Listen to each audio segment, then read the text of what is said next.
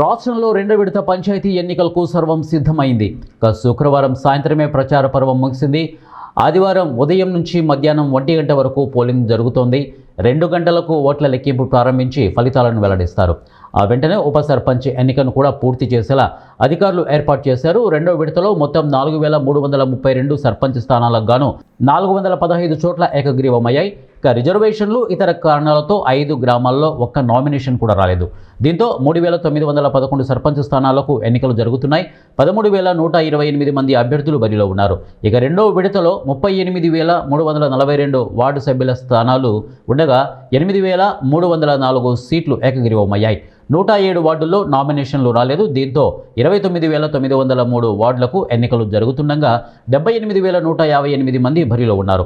మొత్తంగా 57,22,565 మంది ఓటు హక్కు వినియోగించుకోనున్నారు. పోలింగ్కు ముందు అంటే శనివారమే సిబ్బంది ఆయా పోలింగ్ కేంద్రాలకు చేరుకునేలా అధికారులు ఏర్పాట్లు చేశారు.